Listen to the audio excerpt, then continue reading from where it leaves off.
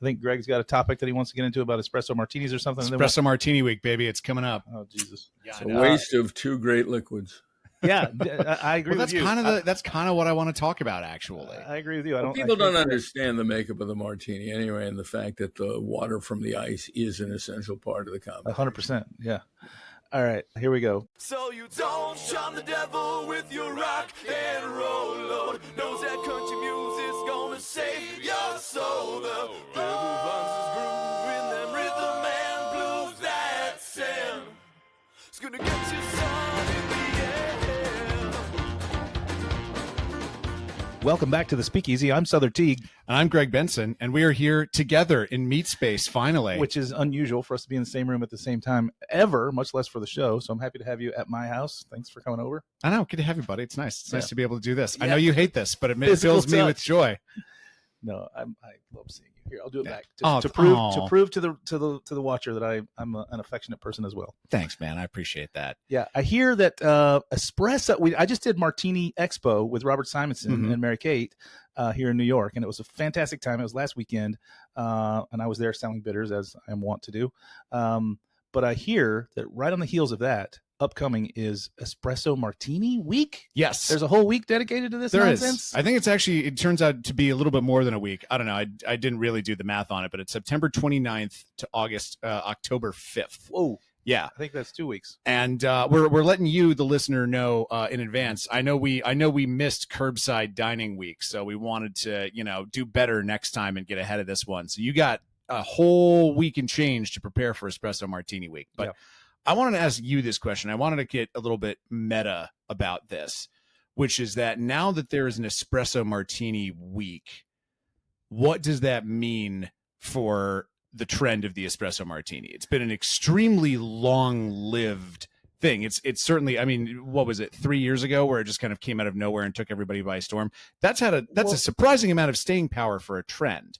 I think that was a resurgence, though. Let's not forget the Espresso Martini existed for a while, but then it kind of like went into the shadows here in America, still proliferated all over the world, and then came roaring back here. But do I think that there's room for a week's worth of it? Not necessarily, but here we are. I think maybe this will be a jump the shark situation. If we do a week of Espresso Martinis, we may wind up seeing the thing kill itself. That was exactly what I had in my notes. Well, actually, I don't even know if we need the week to do that. I'm wondering if just the fact there is a week means that it has already jumped the shark, that it's already passé. And I'm thinking of some research that I did for an episode of Back Bar, which you can listen to now in the archives. Oh yeah. But it was one of my favorite episodes I ever did, and it's about the founding of the Independent Craft Brewers Guild. Mm-hmm. And one of the things that they did to define what a craft beer was, because no one had actually written down, it was sort of a nebulous term. They actually defined, this is what it means for us as a trade group. And one of the things that they said a craft beer needed to be was small. There's a cap on how much of that beer you can make every year and still call yourself a craft brewery. Got it. And I was still am kind of fascinated by the question of why would you as a trade group kneecap the amount of product or just stuff that your members can make. But I also think that they were kind of on to something, because there is that cachet of I know this thing that you don't. I've had this thing that you can't. This thing that you can't get, I've got it. And I think for a while there, maybe that was the Espresso Martini. It had that it was that bartender's handshake. It was that kind of oh, I know this new hip in trend. And does the fact that there is now, there's a week for every goddamn cocktail under the sun. Sure. But does the fact that there is now an Espresso Martini week mean that the trend is officially on the back foot? I would hope so, because my take on the Espresso Martini, and I think everyone who listens to the show knows that coffee is my kryptonite. I haven't had a cup of coffee since I was 17. I can't do it.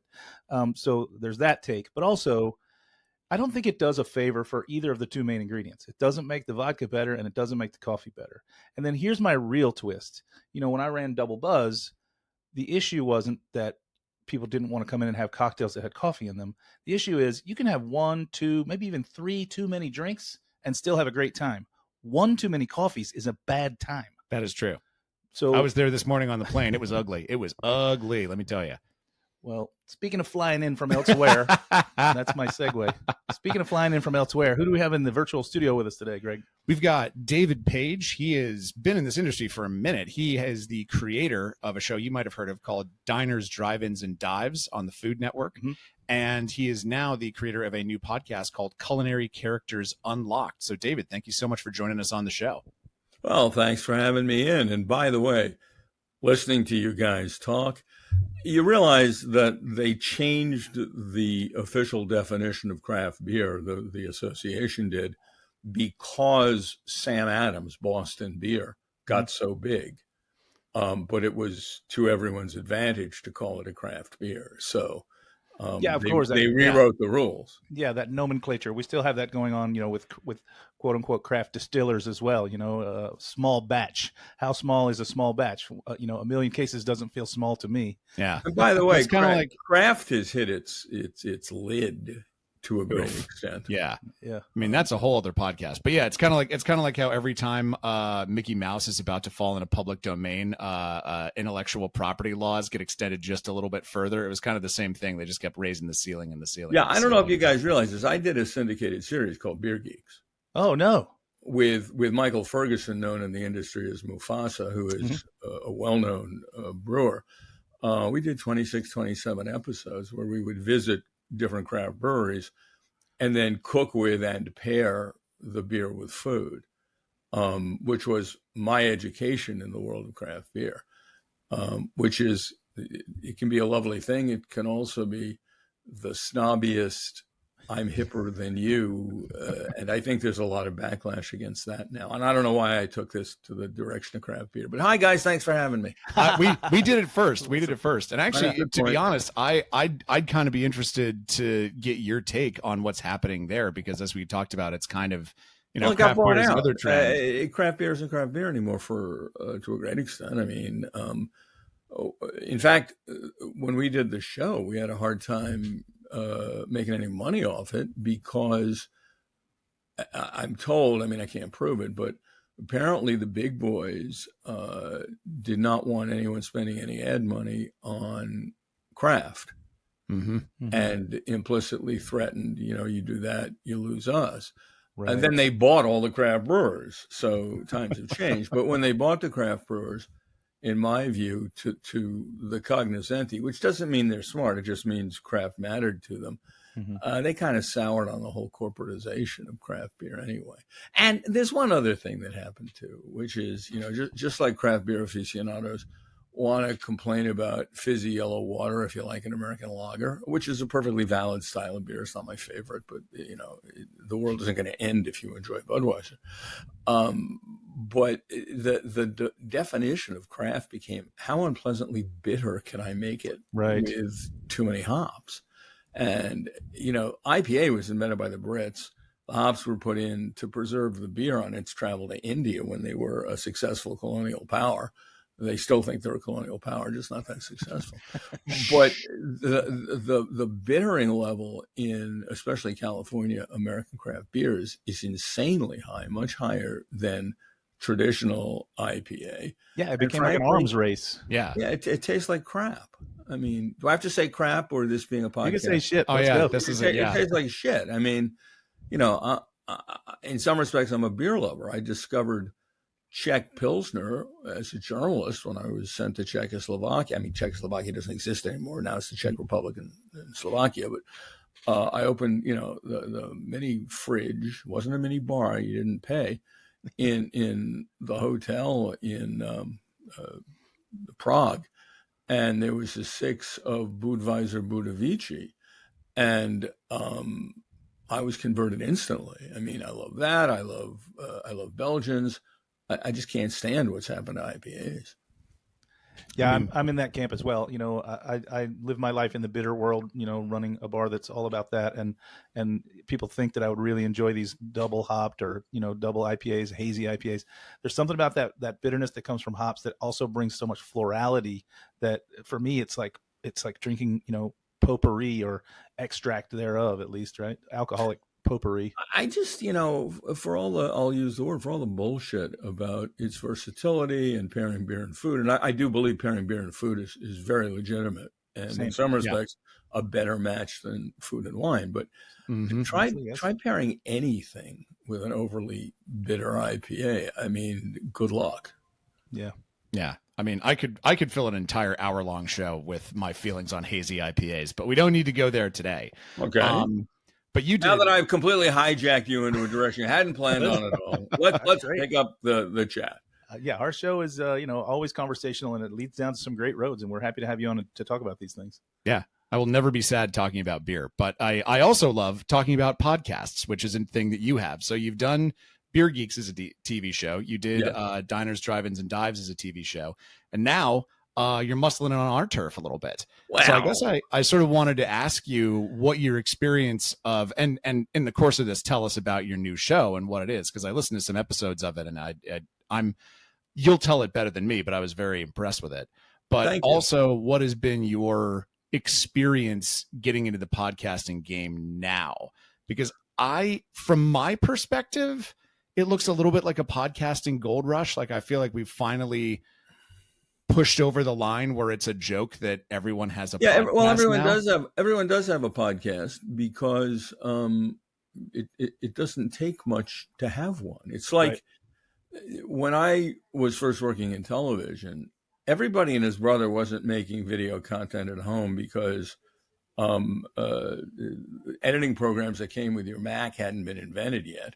Mm-hmm. And if you wanted to do, significant production, well, when I was with NBC News, I would literally fly at the time when I was based in Chicago, I would fly to New York when we were doing special projects so I could work in one of the edit rooms there, where the gear required 2 different guys by union contract, and they could make dissolves. Now anybody can cut anything at home. So there's been, to some extent, a democratization of the process. To some extent, it's tamped down on the creation of great product, because everyone now makes product. But the same thing has happened with podcasts, I think. Unless I'm wrong, it was Mark Maron who made them popular. I'm going to guess that there were people before him doing them, but he brought the boom in. And now everyone has one. It's kind of expected that everyone have one. What's interesting to me is the fact that the propaganda these days is that the future is video podcasts. Everyone's putting their audio podcast on YouTube in a video version. I mean, we just started recently, and here we are. But it's fascinating, because when I edit my episodes, despite the fact that my history, everything I've done for the better part of the last 50 years has been in the making of television, I find myself editing entirely for the audio track, which means, in the old days, I would have edited, the picture had to be perfect. And I make it as perfect as I can, obviously, and there's tips and tricks, but I'm editing entirely for the narrative at this point, which took a couple of minutes to convince myself of. And I've lost my train of thought. You asked me about everyone jumping in. Look, there's a lot of content out there. Anyone can hear anything they want. There are a lot of podcasts that sound very amateurish to me. But if they have a following, okay, who cares? As I recently paid someone to tutor me on best practices for social media promotion for my podcast. And one of the things she told me was, your stuff's too slick. On social media, it has to look as if you didn't put all that much thought into it. It has to look a little ragged. Oh, I just woke up like this. Yeah. Exactly. Which is fine. As if you can fake sincerity, you've got it made. Well, as an editor, a person who's done this kind of work all their lives, I'm curious about that too, because I've gotten that critique in the past as well. So now my stuff is a whole lot more shoot from the hip. I do everything in kind of 1, maybe 2 takes. I don't really stress too much if I say something wrong and then people call it out and I just say, yeah, I misspoke or whatever. I don't go fix it. How I would think that given your career, that stuff would nitpick you, would keep you awake at night. But the stuff that would keep me awake at night is the stuff you don't see. It's look, the best editing, be it video or audio, is invisible. There's this misunderstanding that Flashdance was great editing. No, Kramer versus Kramer was great editing. because it didn't jump up and say, "Hi, I'm an edit." Right. So yes, I'm as perfectionist as ever in terms of making sure that things are clean and that sentences are complete, and that people, if someone misuses a word grammatically, I will take the liberty, which I wouldn't have done in news, because that requires a purity. Well, not anymore, but it used to require a purity that wouldn't allow me to fix your grammatical mistake to make you look better. But in a podcast, if someone misuses a word, then I'm going to find the consonants that make the word correct somewhere else in the interview and splice it together, because it's a different animal. Yeah. So yeah, I'm striving for perfection there. It's just not perfection that you're going to see at home. Yeah. Or know that you're seeing or hearing. Well, dig in a little bit about your new show, Culinary Characters Unlocked. Let's hear how the show is like laid out, what it presents to the listener / viewer, and what message you're trying to get across. Well, I've gone back to the beginning of storytelling. Each episode, there's occasionally an episode that has more than one segment in it, but that's rare. Basically, I think the people in the food industry are some of the most fascinating people in the world, and I think their personal stories and their backstories, their goals, how hard they work to get where they are, the challenges they face, their feelings about the culinary community in the broadest sense. I think all of that is fascinating. And look, Don Hewitt, who started 60 Minutes, described the show as "Tell Me a Story." The evidence that humans were creative millennia ago is cave painting, which is storytelling. I'm simply looking to tell an interesting story about and by an interesting person every week. And there are no bells and whistles. I mean, it's me talking to him or her and letting the conversation go where it is most entertaining, engaging, and interesting. And along the way, I make sure that you learn a lot of stuff, but I'm not forcing broccoli down your throat. This is entertaining as hell. I mean, today I'm finishing up one of the rare double guest episodes called Off the Beaten Path, which is going to drop on the 30th, in which the first half of the show is me talking to Erica Curry, who is the general manager of the Tennessee Pass Cookhouse, which is a restaurant in a 30-foot yurt a mile off the road that you have to ski or snowshoe to at 10,500 feet outside Leadville, Colorado. And in that yurt, once you get there, they're serving you elk or bison tenderloin or rack. They're doing bison carpaccio. They're doing some truly high-end cooking in this remarkably pristine and beautiful and rural environment. The second half of the show is the three wonderful women who own a place in Anchorage, Alaska called the Lucky Wishbone, who were stunned to get a phone call probably in March or April that they had been selected, their restaurant had been selected as one of 6 James Beard America's Classics winners this year. Wow. They've been there, the place has been there 70 years, and they're well known for their fried chicken and their hamburgers and their milkshakes and their strawberry shortcake on homemade biscuits. And they perfectly fulfill the mandate that the Beard folks put out for this category, which is being an essential part of your surroundings, of your community, at the same time that while it may not be haute cuisine, you're turning out special food. And these 3 ladies are just phenomenal to talk to. I mean, they have incredible stories. One of them is the daughter of the original owners, and she talks about the place back in territorial days, being surrounded by bars. There was gambling, and she pointed out, she said, "Hey, we never sold alcohol." I said, "Yeah, but you made a lot of money from the people who drank it." Yep. Yeah. Yeah. So, and most of my guests, most episodes are a single conversation. These are people I consider to be important in the world of food. It doesn't mean they're famous.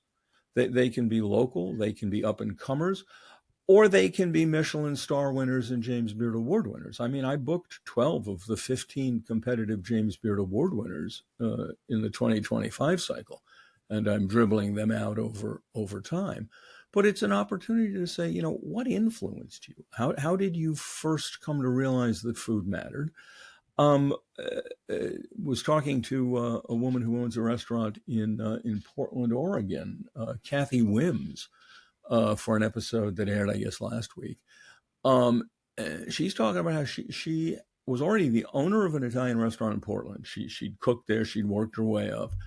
And it was probably the leading special events place in Portland at the time that Marcella Hazan came to town. The legendary cookbook author and teacher Marcella Hazan came to town to do a book signing. There's a storied bookstore in Portland, and ended up having a meal at her place, and said to her, "You should study with me. I'm going to retire soon, but I'm going to give you a slot, even though it's full. I'm going to give you a slot in my upcoming class in Venice." And Kathy went out there and studied, and she said, "I realized I didn't know anything about how to make Italian food." Right. And it pretty much changed her life. And pardon me, being a chef is full of life-changing moments. Kelly Franz is the chef who's in the most current episode.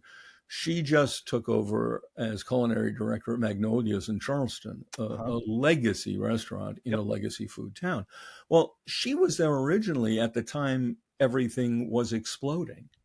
And now she's back and won't phrase it quite this way, but tasked with rejuvenating something that everyone still goes to, perhaps not as often, and trying to move it into tomorrow while not throwing out the fried green tomato recipe that made them famous. And her stories of what it took to break through the glass ceiling, which is a heavy storytelling point when I'm talking to female guests. And I try to run a 1-to-1 ratio. If the guest this week is a guy, next week it's going to be a woman.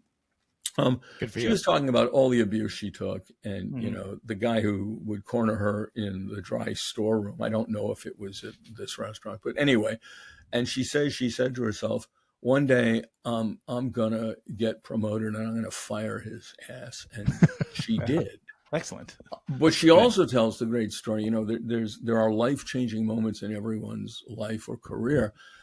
She, inside Magnolia's, she was a line cook at the time, and they would occasionally have an in-house competition, kind of like Chopped. You know, here's a box full of stuff. Whoever's team makes it best gets dinner at another restaurant that they owned at the time. Anyway, so she and her team won. She's just a line cook. They're having dinner down the street at the hoity-toity restaurant. And the manager, GM, from Magnolia's comes running in, sees her there, and says, "We're screwed. We're going up in flames at Magnolia's. The sous chef just walked out. Some shit happened." So as she says, I got up, walked 4 doors down in my dress and heels, and ran the line. Mm-hmm. And when that night was over, I went to management and said, "This is my job." Yeah. And she became a sous chef, and then the executive chef, and now she's back as culinary director. But there's no more dramatic a story than that kind of life-changing moment that anyone who's been in the food business can identify with, and anyone who's a fan of the food business should identify with. Right, a pivotal moment that changed the trajectory of her everything. Yeah. How do you feel? I mean, I know you did diners, drive-ins, and dives, and the places that you went over that more than a decade, probably not, you know, a ton of James Beard nominees in that list. However, well, that's not true. Hold on. Mustache Bill's up at the north end of Long Beach Island, where I live. Now I live across the bay. It won an America's Classic Award. We did several. And look, I was only there for the first 11 seasons.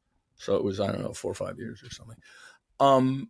But cooking should be judged based on its goal, not how it stacks up to a mythical. I mean, one of my problems, pardon me, with Michelin is that the perfection can only be reached for them in fine dining.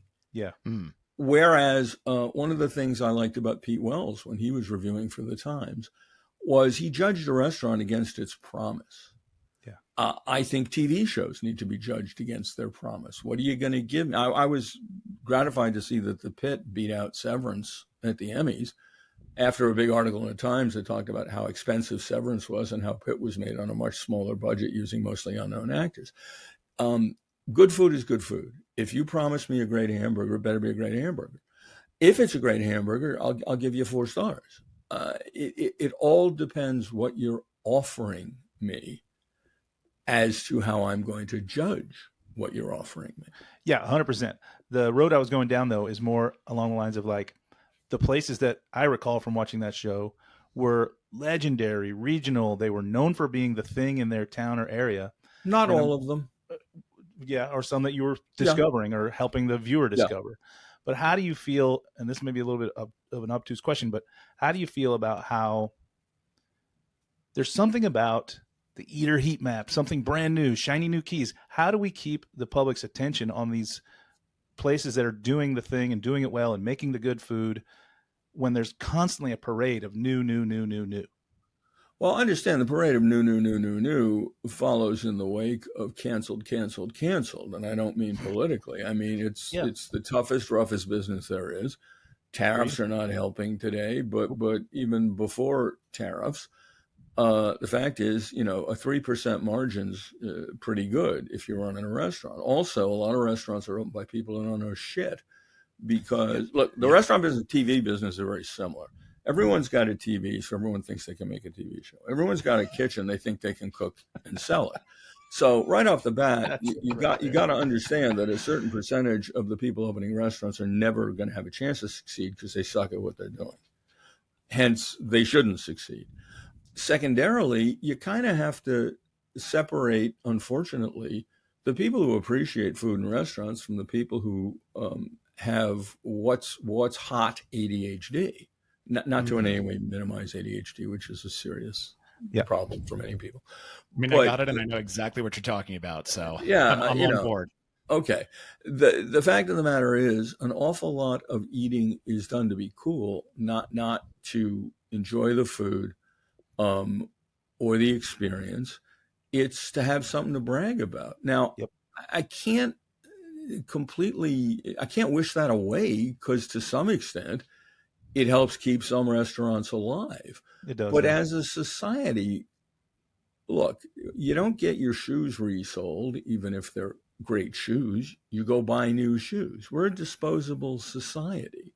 Mm-hmm. Nothing lasts very long. I mean, the Lucky Wishbone in Anchorage, Alaska, lasting 70 years is astonishing to me. It requires an investment on the part of a committed diner. It requires that you understand that this is a nice trade. You're paying whatever may or may not be a reasonable amount of money for what you're getting. Hopefully it's reasonable, but not too reasonable so that the people selling you the food can live. And that kind of relationship between a patron and a restaurateur is a wonderful thing. But there is simply so much garbage surrounding how people find restaurants and why people go to restaurants. Again, I'm not going to say obviously you have to go to social media. You have to make yourself hot. You have to make yourself hip. You have to do all sorts. I was talking to his name is Adam and Jeannie Janice Ritter, who own Boucheron in Minneapolis. Did I just have them on? Yeah, I just had them on. They won Best New Restaurant at the James Beard Awards. And we were joking about it. I said, well, we didn't start out joking. I said, okay, you're hot for the moment, but your restaurant's located where 2 other previously very hot restaurants were located. Mm-hmm. How are you going to keep it up? And he talked about, doing everything he can to keep standards up, but then jokingly, but not really, said, and if I have to, I'll put a burger on the menu. Yeah. Yeah. At some point, you got to do what you got to do, which is a long and rambling answer to say, I haven't got a clue how to fix the problem, but it's a real problem. None of us do, but I'm always searching for it. We were hoping you did. That's why we wanted to have you on the show. I'm sorry. I'm saving that for my podcast. Oh, okay. Yeah. We'll put withholding it behind, well, I was going to say behind a paywall, but there's no gatekeeping. Well, this does segue into something that I kind of wanted to talk to you about, which is the the sort of you wrote a book, Food Americana, where you really dug deep into a lot of regional cuisines and talked about a lot that I hadn't even heard of and wasn't even aware of. There were like different subspecies of pizza in there that I was just like, oh my God, I had no idea this biome was so diverse. Yeah. Oh yeah, you haven't lived till you've had Old Forge pizza from Pennsylvania. I didn't even know it existed a week ago, and now I'm excited to try it. You should. I'm not going to do a commercial for them. You can get it on Goldbelly. Oh, and especially for those who don't know, it was created in a mining town in Pennsylvania, Old Forge. And nobody really knows the true origin story, but it's a rectangular pizza with a thick but airy crust, available red or white. The white is my favorite, but just done in a very unique way with unique cheeses that I'm trying to recall. I think are processed similar to American or cheddar. It's a hell of a good pizza, just a hell of a good. And there are so many pizza joints there that when you enter this small town, there's a sign that calls it Pizza Capital of America. Nice. I'm sure per capita it is. Yeah. But you should try it. Or look, Detroit pizza didn't exist until Sean Randazzo, who unfortunately has passed away from cancer at a very young age, won in Las Vegas at the big national pizza competition with, again, it also is a rectangular pizza with unique cheese, said to have originally been baked in an auto part. I mean, it came from Detroit, and apparently they either stole from an auto plant or from a parts supplier, some sort of rectangular metal pan, I guess akin to an oil pan. And that's what they baked the first pizza in. And then it became a big deal. And now I'm not sure if it's still on their menu, but you can get it could get it at, I don't know, Domino's or Pizza Hut, one of those. Oh yeah, it blew up. There's a great spot here in New York called Lions, Tigers, and Squares. If you're ever in town, it's but see, when I think New York in terms of square pizza, now I'm thinking Sicilian, I guess. Yeah. Which is a whole other kind of rectangular pie. Well, and I guess this kind of gets to the heart of the question that I want to ask, because I keep jumping in and not letting you guys ask questions. It must be because I host my own podcast. No. This is, David, you're fascinating, and radio doesn't work if we're not talking. So you're doing great. Yeah. Okay. But I and again, it's so fascinating how I keep coming back to the similarities between food and television, because there was this sort of, I almost think like a flattening of American culture in the 20th century. And I think of like, we used to have like a bajillion different regional accents in this country. And then like broadcast television came along, and now we all kind of sound like Californians. And it seems to me like a lot of just with the foodways that were introduced and sort of like, you know, rise of factory farming, industrialization, et cetera, a lot of these regional cuisines kind of went underground. You brought up Detroit style pizza, which sort of had to be like resurrected. And underground, no, they didn't go underground where they were. What's happened is they've now been co-opted, if you will. They've now been brought to other regions where, for the most part, they're not done as well. For a couple of reasons, one of which is lack of historical expertise and memory. Another is lack of local ingredients. But look, I used to look forward to going places because there was a regional dish associated with that place. I would want to go to North Carolina to get Carolina barbecue, and specifically to a place in North Carolina because there were several different kinds. I would want to go to, it's probably a bad example because very few people make this dish, but the hot brown open-faced turkey sandwich in Louisville. There are things you could only get in a particular place. Now, you can pretty much get everything everywhere, and most of it's shit.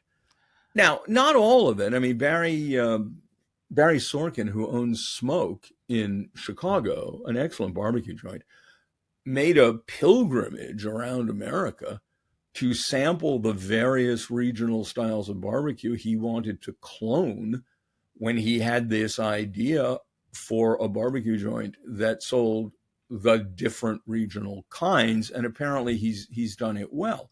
I still don't love the idea. I mean, if I'm going to get my brisket, I'd rather get it from Louis Miller's in Taylor, Texas, right, which is the absolute finest Texas barbecue I've ever had. That said, I've never been to Franklin's, although I'm inclined to not want to go to Franklin's because of all the bullshit buzz. But, which is not to say that Aaron Franklin's a bad guy. I mean, more power to him. Sure. But when you start using prime beef to make a succulent version of a dish that, when perfected, made a succulent version out of cheap or nearly rotting beef, which was the original intent of Texas barbecue, seems to me that you kind of defeat the purpose when you're making it with prime, or as some people have chosen to do, Wagyu, which is ridiculous. Yeah, bananas. But no, I am far from in love with the fact that Region A has now grabbed the food of Region B. Can I stop it? No. Is it? And, there may be some good to it. If you're never going to go to Paris and you go to Las Vegas and you see that 2/3 size Eiffel Tower and think you've seen Paris, okay, more power to you. It doesn't work for me. But you're not going to stop it. Yeah, I think for me, the example in the food world is Nashville hot chicken. Right, mm-hmm. You can get that now at Popeyes, and brother, it ain't the same. Nope. That's okay. I don't like the original. Yeah. I think it's too hot to unleash any flavor. Yeah, I'm sorry, and that's another thing. When you eat a legendary food, you're supposed to say you love it. That's not high on my list. No, you don't have to. I think we like what we like, but I'm just using that as a prime example of how something very hyper regional became something that you can get everywhere, but wherever you get it, it's nowhere near the same. No, right? Not at all. It's a shadow of itself. It's the flaming Moe, from The Simpsons, right? Yeah, absolutely. Absolutely. Couldn't agree more. If you're a serious cocktail geek, and I assume that if you like the show, you are, you'll probably know that when the cocktail was first defined, it was a specific combination of spirit, sugar, bitters, and water. And we tend to overlook that last ingredient, but we shouldn't. Because if you think about it, on a molecular level, that's most of what's in your cocktail glass. And if it's most of what you're drinking, you want to have the highest quality stuff. And you're not going to get that with cheap, crappy ice. The ice you want, if you're making a good cocktail, is going to be dense, it's going to be cold, and it is going to be perfectly clear. And you can get that with the Claris. Yeah, the Claris is a home clear ice maker. It's about the size of a large toaster, sits on your counter, doesn't make any noise, and pumps out 4 about 2x2 cubes every 8 to 10 hours. If you're diligent and you run that thing twice a day, you can get 8 cubes a day, and by the end of the week, you've got 40 cubes ready for the weekend. They are hard, perfectly clear, beautiful, and kind of once you experience this ice, you never go back. Claris is the way to go. Clearly. I was going to ask a little bit about the Wisconsin Old Fashioned, but I think you've already sort of absolved my guilty conscience of, like, when I was drinking a Wisconsin Old Fashioned, a brandy Old Fashioned with a pickled mushroom in Wisconsin this summer. I was kind of like, am I a tourist? Am I sort of, am I doing the bad thing where I'm coming and sort of just being like, oh, look at this thing. I did the thing. Check the box. Well, it's kind of like the way they drink Bloody Marys in Minnesota with a celery stalk in it for some godly reason. I mean, celery has no flavor anyway, so what's the friggin' point? I think you're supposed to stir it. It's just a stirring stick that you can eat. Great. Right. And they also send out the little short beer on the side, right? In Wisconsin. Do they? Yeah. You get a little side pony there. Yeah, you little side pony of beer. I love when my drink comes with a drink. It's great. Yeah, well, look, if you're going to do that, you might as well do, what do they call them, depth charges? Yeah. Shot in the beer all in one. Yeah. Oh, yeah. Yeah, Boilermaker. Boilermaker, that's the right. guy. The guy who invented that must have been having a rough day. No, the Boilermaker side by side. The depth charge is when you take the shot and you put it in the glass of beer. Yeah. Well, and look, there's a lot to be said. When I used to work a lot in Northern Ireland covering what was euphemistically referred to as the Troubles. Mm-hmm. What it really was a continuing series of targeted assassinations. I was literally sitting in Jerry Adams, the leader of Sinn Féin, which was IRA's quote, political wing, unquote, interviewing Jerry Adams, to whom I had at the time, because of my beard being dark, a kind of dangerous resemblance. Anyway, interviewing him as he was saying that they had renounced violence at the exact moment that the IRA was assassinating somebody. Anyway, I became a huge fan of a shot of Blackbush next to my Guinness. So I'll never speak out against the Boilermaker. Yeah, of course. I mean, a nice creamy beer with a little bit of oomph right beside it. That's a match made in heaven. Listen, your book and your show, and your previous show, Diners, Drive-Ins, and Dives, seems to always kind of push people towards the notion of like eating better, whether that means like quality or whether that means, locality, or whether that means, just sharing a meal with people that you love.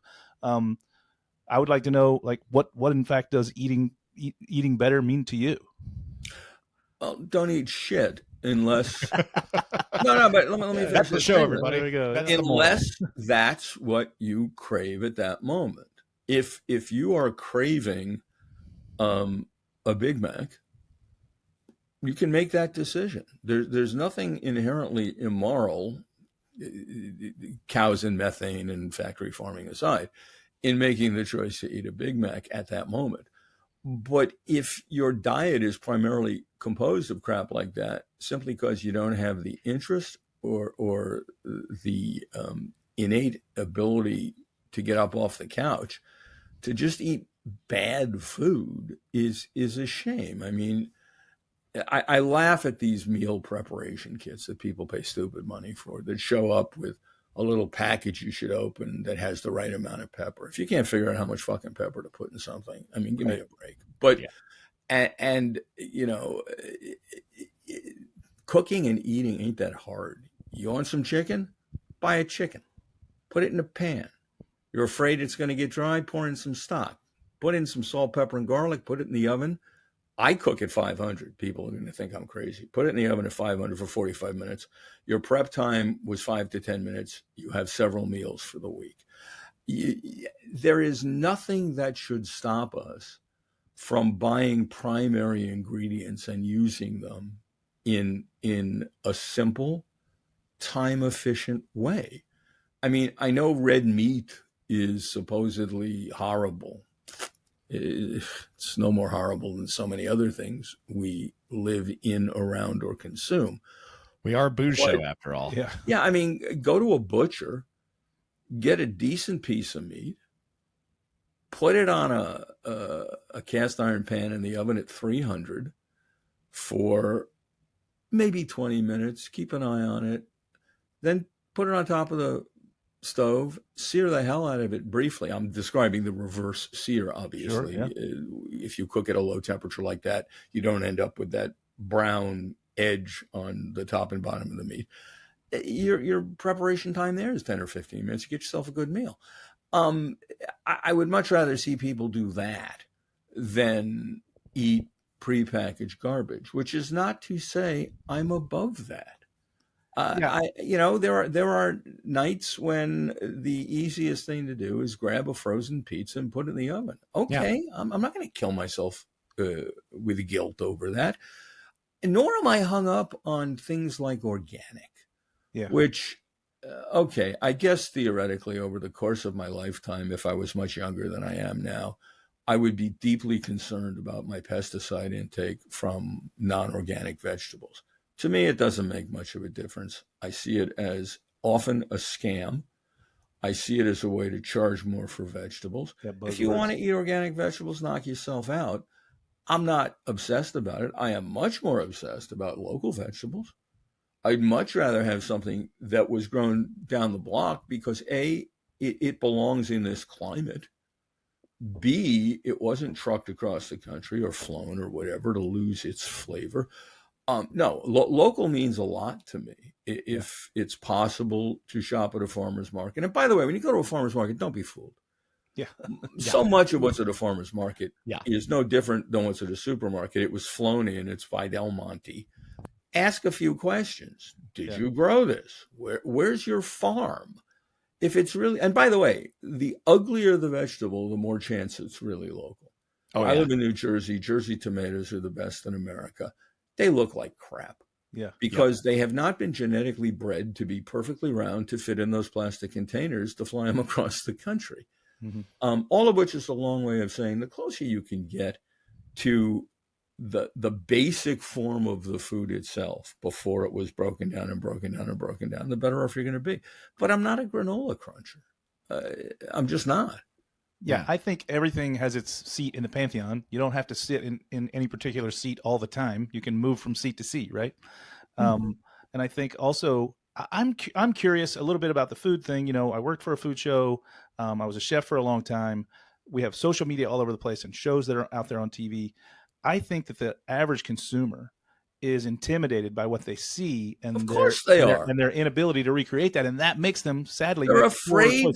People are afraid to try to cook. They're afraid of failure. Yeah. Look, I'm an idiot. When I have people over, I will often cook something I've never made before. And I'll just tell them, I don't know if this is going to be any good, but I'm trying. Yeah, here we go. Yep. And most of the time it's okay. I'm a good home cook. I'm not a chef. I don't have the it that a chef has intrinsically. I have that in television. Yeah, you do. I can tell you where to put that cut. But I can't tell you just by looking at it or touching it with a finger whether that meat's ready to come off the grill. I mean, we were shooting diners at Louis Miller's Barbecue in Texas. Bobby Miller, the founder's son, had it at the time. He has since passed. And in the middle of the interview with the guy, he turns around. One of the pits was behind him, and he starts rearranging meat. And he turned back around, and before the interview resumed, I said, "How did you know to do that? And how did you know what had to move where?" And he just said, "I knew." Yeah. Real chef. Society, we need to be nicer to Guy Fieri. Like, I think we were all too mean to that guy. He's a consummate professional. Okay. I am legally unable to comment on that. All right. Okay. Fair. There was a lawsuit. Ooh. Well, that's okay. Listen, we'll have to have you back on the show in a couple years then once that's resolved. No, I don't think that that non-disclosure ever goes away. Bummer. Well, with that tantalizing bit, I want to dive a little bit back into this larger sort of meta notion that we're talking about, there are people who have the ability to cook, but are just kind of like afraid to do it, who are freaked out. I'm also thinking of some family members, so I'm also not going to name, not because there's an NDA, but because like they listen to the show and I want to be invited to Thanksgiving, but like who just don't enjoy, like who when I'm seasoning food that I'm making will be like, that seems like a waste of time. And I'm like, this is what makes food taste like things, guys. But then there are also people who, I don't know, I'm all for eating local, and I love a good weird fucked up looking peach at a farmer's market. Eat local, shop small, all that good crunchy stuff. But I think we also have to be honest about the fact that beef that might have been frozen and flown in from, I don't know, Wyoming or something is probably going to be cheaper than what you're buying at the farmer's market. And by the way, freezing is not a crime.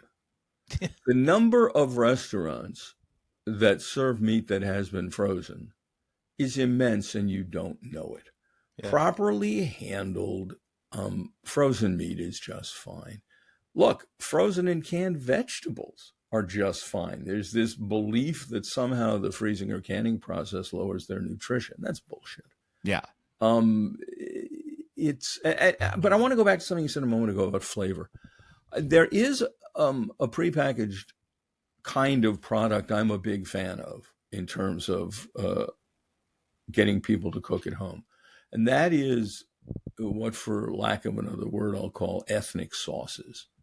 I do not know how to make Indian spiced sauces or spice mixes. I have no problem with buying a tikka masala sauce and using it on a chicken breast and adding some excitement to the 230 calories of blah that I'm ingesting in that chicken breast. As thanks to having had a diabetes scare, I watch my weight very carefully. Anything that adds flavor to a dish is the holy grail for a home cook, in my opinion. And all sorts of recipes for things like that are available online. I mean, I make I'll call it Asian. There is nothing that is by definition Asian. I mean, the Chinese cuisine and Japanese cuisine and Korean cuisine have nothing to do with each other, aside from the fact that rice is ubiquitous in that part of the world, just as wheat or corn are here.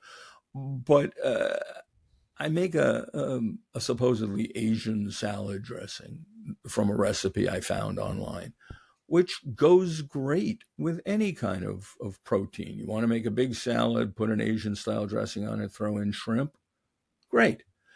I'm not passing that off as an authentically Asian dish in any way, but it's a good flavor. And let's face it, one problem with trying to eat well and trying to cook at home can be the boredom factor, because no, you probably can't make, if anyone's still eating it, beef Wellington. But you can make any number of flavorful things that are intended to be economical if you embrace the concept of cheap cuts and braising. I mean, look, short ribs have gotten expensive because now people want to eat them, but they used to be a poverty cut, and that's why you braised them for 4 to 8 hours. Anything in the red meat category that is cheap, that you can put in a pot with crushed tomatoes and some onions and turn down to simmer for quite a while, and keep checking it. Don't let it run out of liquid and burn. Keep putting stock in. I've done that before. That's a wonderful meal. That's a great meal. No, totally. And I don't disagree. I guess my question was more kind of about, it bothers me that the discourse around, like, you know, eat local can get a little blamey and a little shamey. Look, the discourse around all of this shit can get blamey and stupid. I'm going to buy what I need to buy. And the reason I buy local scallops is because the scallops here are the best in the world. But that's not going to stop me from picking up another fish that I know came from someplace. And by the way, if you think that salmon that you got at the market, because it's sitting there looking fresh, hasn't been frozen, you're nuts. Yep. You have to freeze salmon to kill the parasites. Yeah, required. So, well, listen, I want to ask one quick question before we wrap it up. You know, obviously we're a cocktail focused show. With regards to like regional eating, have you found any interesting regional drinking or drinking habits or drinks themselves that you've enjoyed while you've been traveling around or talking to these chefs? Yeah, there's a drink I haven't had in years called Becherovka, which I love Becherovka from the Czech Republic. That's that's where I used to drink it. It's, I don't know if would you qualify it as a digestif? Yeah, absolutely. Yeah. Fits into the category of Amaro or digestif. Yeah. And I'm an Amaro guy anyway. I mean, my favorite single drink is Averna. You asked me to suggest a cocktail. I almost said Averna and ice. That's great. But no, Becherovka became a huge favorite of mine when I was living in Eastern Europe. Yeah, love that stuff. Tastes my guests at my bar, when they taste it, they all have a similar response to it. They say it tastes like Christmas cookies because it's full of like baking spices, cinnamon, clove, nutmeg. You know what? You lose that after the 17th or 18th shot. Yeah. So it's not a problem. You can hang in there with it. Yeah, for sure. Well, man, thanks so much for giving us so much of your time and so much insights. Where can people catch up with your show and follow along? Well, Culinary Characters Unlocked is on every major podcast platform. Great. If you're too lazy to go there and look for it, you can go to culinaryczharactersunlocked.com, and all the episodes are there. We're also on Instagram, TikTok, and Threads, and we post something there 4 or 5 times a week.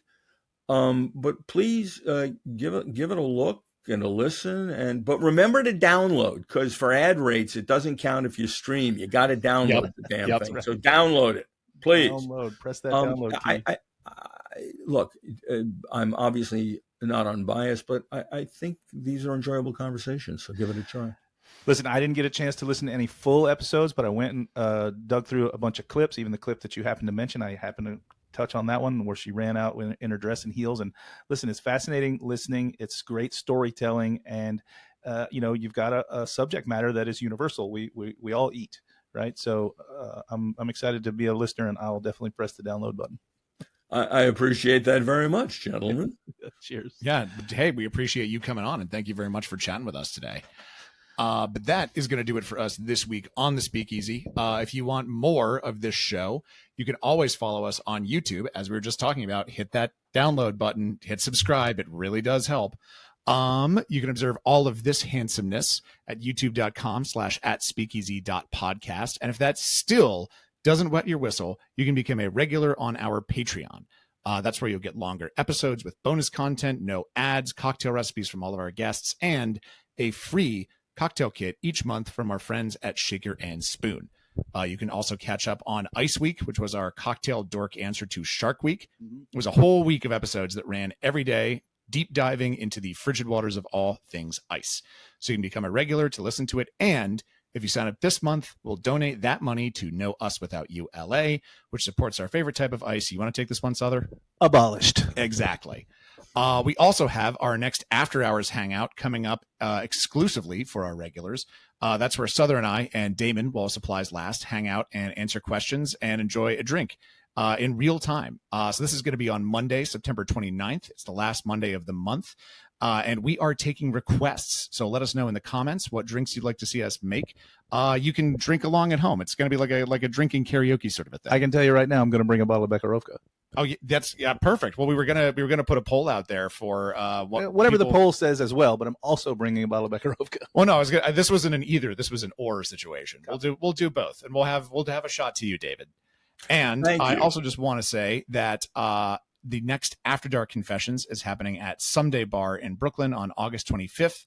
It's a monthly event where a surprising number of people write down the sinful things they've done, knowing full well that I'm going to read them out loud to the entire bar while dressed up like a sparkly priest. It's always a good time, and importantly, it's free. So I'll see you there.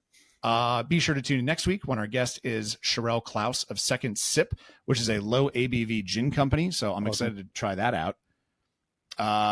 I was just saying it's awesome. It's no. Leo Robichek's project as well, right? Yes, exactly. Yeah. Mm-hmm. And it's also kind of it's interesting to see something that's not in the no ABV space, but in the low ABV space in there. And a spirit. Yeah. Exactly. Yeah. So I've tried it out. It's very interesting. We're going to be talking all about that, but that is going to be doing it for us this week. We'll catch you back here next week. But for now, cheers, everybody. Cheers, guys. So you don't shun the devil with your rock and roll load. Knows that country music's gonna save your soul. The devil runs his groove in them rhythm and blues that sound. It's gonna